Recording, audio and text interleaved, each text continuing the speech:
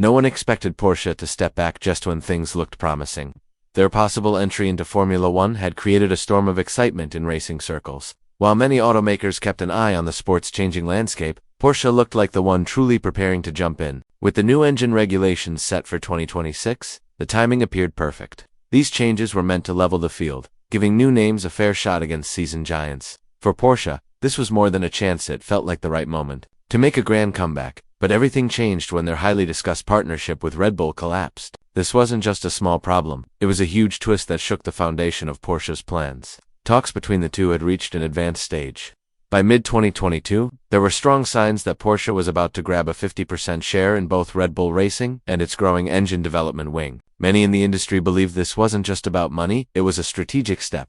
By teaming up with one of the sharpest teams in Formula One, Porsche aimed to enter not as a newcomer, but as a strong rival. As discussions continued, it became obvious that the two sides were heading in very different directions. Red Bull, led by Christian Horner, was clear about keeping full control. They valued their flexibility and independence, qualities they believed might be lost if tied too closely to a major company like Porsche. Horner even made subtle remarks during press talks, highlighting that any deal would need to match Red Bull's unique way of working, and this became the biggest obstacle between the two.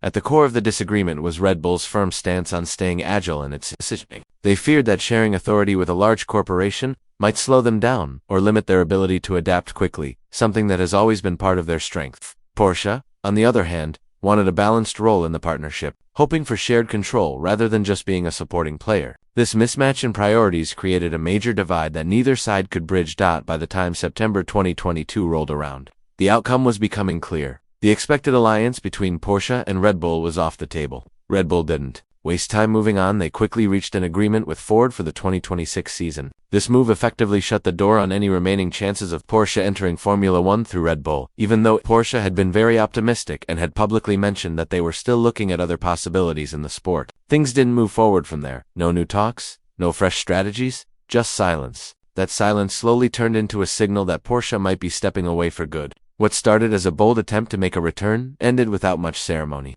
And yet, this wasn't some last-minute decision.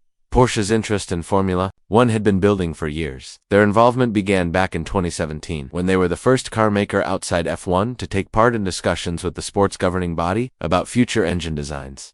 Back in 2017, when most manufacturers were still watching from the sidelines, Porsche took a bold step. They joined the FIA's technical group, focused on shaping the next era of Formula One engines. At the time, the goal was to introduce a new engine formula by 2021, but delays followed first, pushing the date to 2022, and then finally to 2026. Even so, Porsche's early involvement clearly showed their commitment. They weren't just curious observers, they were actively trying to influence the shape of things to come. They even came forward with strong proposals. One idea was to bring all-wheel drive into F1, another was to simplify power units so that more manufacturers could realistically enter the sport without being overwhelmed by technical barriers. Porsche wanted Formula One to be more open, less complex, and more inviting for fresh competition. But when it came to taking the next step, actually committing to a full entry, they started to hold back. One major shift came in 2022. That year, the FIA decided to freeze current engine designs to focus more on changes in car aerodynamics, aimed at making races more competitive. This change in direction delayed Porsche's path and seemed to weaken their pace. By August 2022, when the official 2026 engine rules were finally made public, Porsche's excitement had clearly faded. What once felt like momentum now started to look like hesitation. The spark they had at the beginning wasn't burning quite as bright anymore. One key figure behind Porsche's push for Formula One was Fritz Enzinger. As the vice president of motorsport, he played a central role in shaping Porsche's racing strategy. He wasn't just an executive, he was the voice pushing hard for the company to return to the F1 stage. For Enzinger, Formula One wasn't just another race series. He viewed it as the perfect platform to prove Porsche's engineering capabilities against the best in the business. Under his guidance, Porsche made serious moves.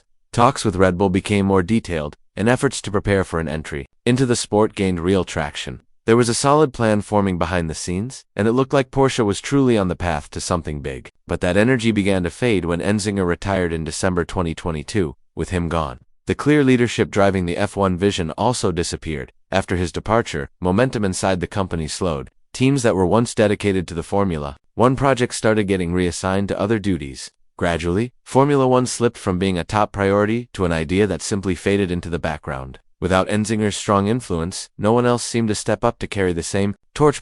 And so, Porsche's bold ambition began to dissolve not with an announcement, but with silence and inaction. Eventually, the silence was broken not with renewed interest, but with finality. Porsche made its position absolutely clear. Thomas Laudenbach, who heads their motorsport division, confirmed that Porsche would no longer be pursuing a return to Formula 1. This wasn't a vague comment or a non-committal statement. It was a firm decision that shut the door completely. Any remaining speculation that they might still be considering F1 was put to rest right there. This announcement brought an official end to a story that had been developing for years, filled with high hopes, corporate discussions, and shifting timelines. The failed negotiations with Red Bull marked a key turning point. What once seemed like a done deal, promising to bring Porsche back into the spotlight of top-tier racing, ended in disappointment. Even though some fans still held out hope that Porsche might try a different path into the sport, there was no follow-up, no backup plan, no second attempt. What followed was Porsche quietly stepping away. Their focus turned back to other racing formats where they were already performing well. Formula 1 was no longer part of the picture,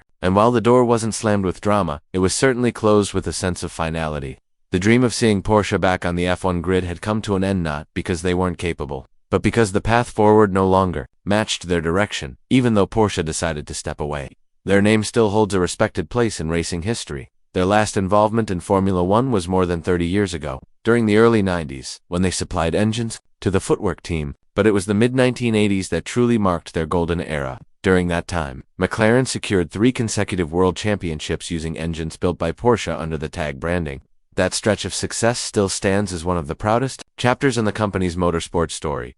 For many fans, those memories sparked real excitement when news of a return began to surface. There was hope that Porsche could write a new chapter and challenge the top teams once again. But the reality of the modern Formula 1 landscape proved more complex. Their attempt to work with Red Bull, one of the sport's leading names, was bold, but it misjudged the importance of operational independence. Red Bull's refusal to share control made the partnership impossible from the start. Meanwhile, other manufacturers took different routes. Audi, for example, slowly built a partnership with some, choosing a path that encouraged shared growth and long-term planning. Porsche could have followed a similar track, but chose otherwise. In the end, as Formula 1 goes through major cost limits, sustainability goals, and a fresh engine formula, there's room for new players. Still, Porsche has chosen to focus its efforts elsewhere. They remain fully involved in the World Endurance Championship, IMSA, and Formula E Series that align more closely with their current goals. Laudenbach described these programs as nearly ideal for Porsche's vision, so while Formula 1 may no longer be in their plans, their passion for motorsport is far from over.